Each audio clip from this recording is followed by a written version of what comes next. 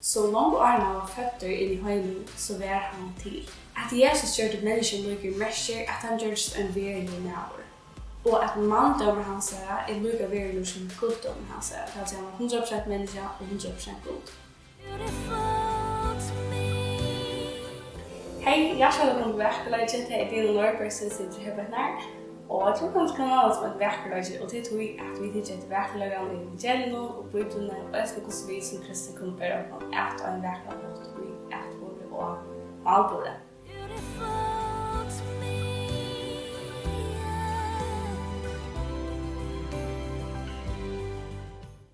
Sen så serier som vi granskar Filippibrævið och i det så får vi hitta till kapitul 2 och vers 6. Och om du inte har sett dina personer så är det totalt okej och det blir inte vet en person. Och vi sätter det av oss och det allt för att vi gett en gång person. Och i det så får vi ett ögonblick vers 6.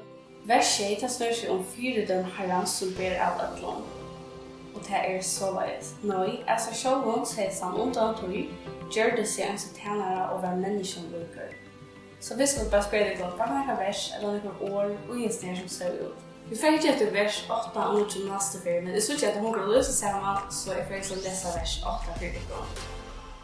Då tar han var stig fram så människan sätter han sig själv lågt. Så han var lojal till dig, ja, kross dig. Så i det så var det inte efter segla vers 6, men vi släpper ut något att själv hänger vers 8 samman. Men vi får inte efter att typ nästa film. Så i den versen så läser vi här att Jesus sätter sig själv lågt. Och att han bokstavligt omsättningen för uppnormalen är detta att Jesus tömde sig själv. Och här kommer underståndet Hvat tömde Jesus sig själv fyra. Eller kvui sätter han sig själv lågt, eller fyra Hvat. Ta Jesus kom till göra så hej han framvis sina goddomliga egenläggare. Han var framvis allvidande, han såg jag vid flöjre dörrligen.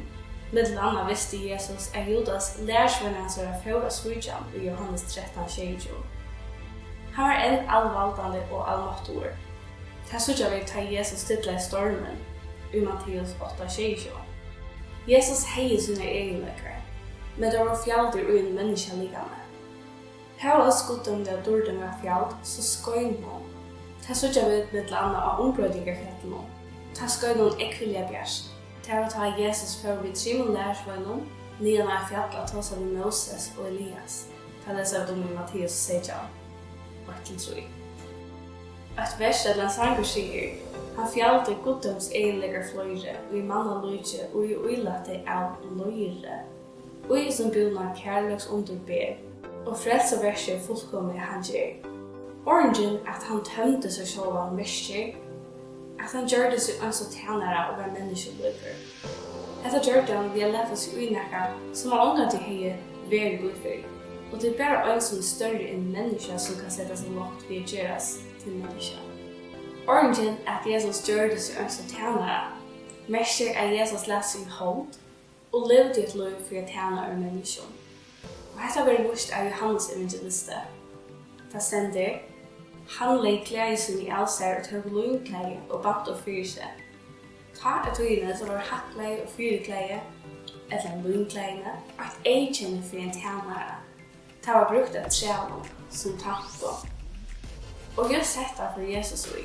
Tog han kom, inte att underkänna sig, men att han själv och göra lyset som löser allt för många, Matteus 28:20. Vi tar snacka om i undanförande person att det var en tvådrotter eller klander med det kristna Filippbr, samkom i Filippbr. Paulus höjde hese att det var samma sinnala som Jesus Kristus. Och just hur så detta sinnala ser ut, det hade vi då i söndags och första, tror jag egen för sinnala Jesus Kristus. Så kvui visar Paulus av Kristus, vad är grundgivningen för detta? En manspolitiska säger Stockholm att det tryckade villig att sätta sig själv lågt och tända öron och göra lösa som offer, så väljer åtta klanter och stry. Folk är villiga dödja för andra, stryas inte vanliga vite.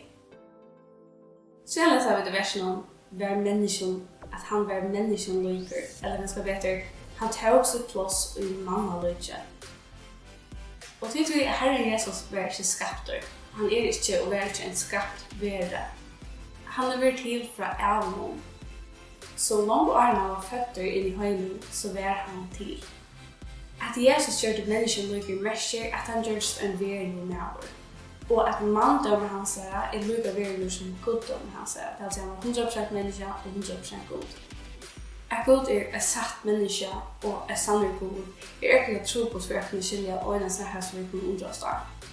Men vi vet detta att Jesus som var god av allt han kom och sätter sig så lågt han gjordes människa och han kom därför att tjäna över människan det så lågt det sätter sig.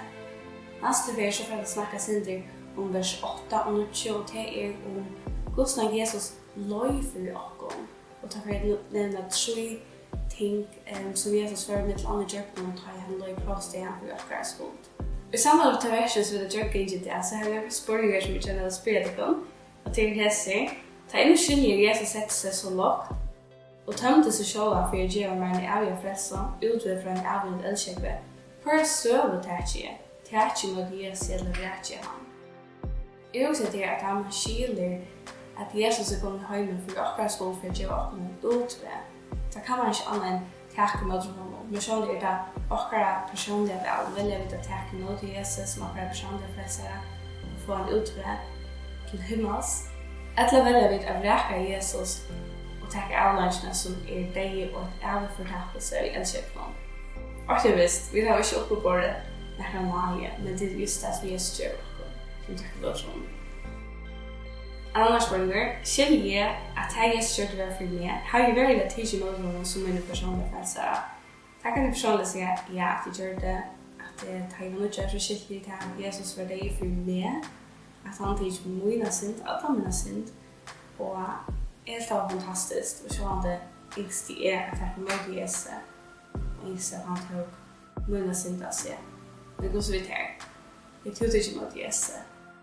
Da Jesus tankte i ørene sluga lågt, at han visste det, ved å vaske føtter og lærersvenn han sier, hvordan er ikke at han med at han øren? Hvordan kan jeg vaske føttene til øren, eller at han øren i det?